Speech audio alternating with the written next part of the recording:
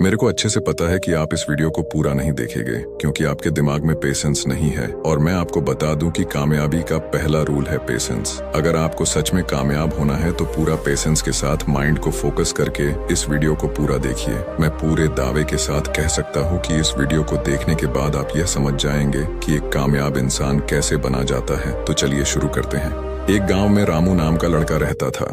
वह बचपन से ही गरीबी में पला बड़ा था। उसके पिता भी दुनिया में नहीं रहे और उसकी माँ भी कुछ दिनों से बीमार है। रामू बहुत ही परेशान था। उसको अपने जीवन में बहुत कुछ करना था। वह एक कामयाब आदमी बनना चाहता था, लेकिन उसको ये नहीं पता था कि एक कामयाब इंसान कैसे बना जाता है। वह अपनी बातें अपने दोस्तों को बताता, लेकिन कोई भी अच्छे से नहीं बता पा रहा था कि एक कामयाब इंसान कैसे बन सकते हैं। फिर उसका एक दोस्त ने बताया कि पास के गांव में एक बौद्ध भिक्षु आए हुए हैं, वो तुम्हारी समस्या का हल जरूर बता सकते हैं। फिर वो दोनों दोस्त बौद्ध भिक्षु के पास पहुंचे। वो अपनी सारी समस्या उनको बताते हैं। फिर बौद्ध भिक्षु रामू को लेके जंगल में गए और 2 छोटे छोटे पौधे लेके अपने कुटिया के पास आए। कुटिया में आने के बाद वो उनमें से एक पौधे को बड़े से गमले में लगा देते हैं और उस गमले को घर के अंदर रख देते हैं और दूसरे पौधे को घर के बाहर लगा देते हैं। फिर वह रामू से पूछते हैं कि तुम्हें क्या लगता है कौन सा पौधा भविष्य में अच्छे से बड़ा हो पाएगा। रामू ने थोड़ा सोचा और बौद्ध जी से कहा कि घर के अंदर जो पौधा लगाया है वो अच्छे से बड़ा हो पाएगा, क्योंकि वो घर के अंदर हर समस्या और कठिनाइयों से सुरक्षित रहेगा। और जो पौधा हमने बाहर लगाया है उससे बहुत सी चीजों का खतरा है, जैसे कि सूरज की तेज किरणें, आंधी तूफान, तेज बारिश और जानवरों से भी उस पौधे को खतरा है। बौद्ध ने मुस्कुराया और उससे कहा कि भविष्य में देखते हैं इन दोनों पौधों के साथ क्या होता है। फिर बौद्ध भिक्षु कहते हैं कि मैं कहीं यात्रा पर जा रहा हूँ, वहाँ से आने के बाद मैं तुम्हारे प्रश्नों का उत्तर दे दूंगा। तुम लोग कुछ महीने बाद मेरे पास आना। रामू अपने प्रश्नों का उत्तर जानने के लिए बहुत उत्सुक था। देखते देखते 6 महीना बीत गए। फिर बौद्ध भिक्षु उस गांव में आए। रामू को जब यह बात पता चली तो वह जल्दी से बौद्ध भिक्षु के पास आया और कहा, महात्मा कृपया मेरे प्रश्नों का उत्तर बता दीजिए।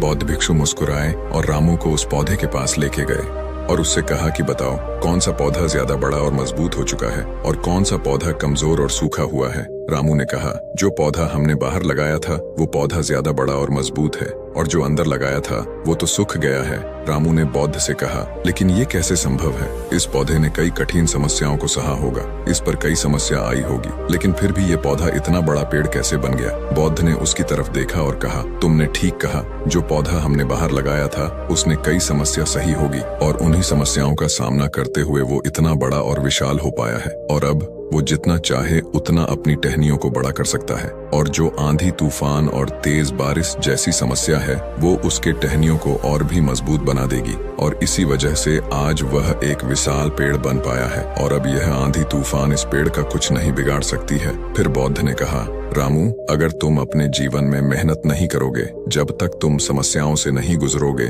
तब तक तुम अपने जीवन में कामयाब नहीं हो पाओगे। अगर तुम अपने जीवन में हमेशा आराम के बारे में सोचोगे तो तुम अपने जीवन में उतना आगे नहीं जा पाओगे जितना तुम जा सकते हो। और अगर तुम हर समस्या के लिए तैयार रहोगे, हमेशा चुनौतियों के लिए तैयार रहोगे, तो फिर किसी भी मंजिल को पाना तुम्हारे लिए असंभव नहीं होगा, और फिर बड़ी बड़ी समस्याएं तुम्हें छोटी लगने लगेंगे। ये सुनने के बाद रामू ने एक गहरी सांस ली और फिर उस विशाल और बड़े पेड़ की तरफ वो देखने लगा। बौद्ध भिक्षु के शब्द उसके दिमाग में घूम रहे थे, और रामू समझ जाता है कि अगर हमें कामयाब होना है तो अपने घर से बाहर निकल के मेहनत करना होगा। चाहे कितनी भी प्रॉब्लम क्यों ना आ जाए, हमें उसका सोल्यूशन निकालना होगा, न कि उसे डर कर पीछे हटना चाहिए। दोस्तों, प्रॉब्लम्स, रुकावट, डिफिकल्टीज, इन चीजों को हम अपनी जिंदगी के दुश्मन समझते हैं, लेकिन यही रुकावटें, यही डिफिकल्टीज हमें स्ट्रांग बनाती हैं। इसलिए हमें इन सब चीजों से गिव अप नहीं करना चाहिए, तभी जाके एक दिन कामयाबी मिलेगी। तो दोस्तों, अगर आप इस कहानी को और भी लोगों तक पहुंचाना चाहते हो तो इस वीडियो को लाइक करिए ताकि YouTube इस वीडियो को और भी लोगों तक पहुंचाए, और कहानी अगर अच्छी लगी हो तो चैनल को सब्सक्राइब जरूर करिए।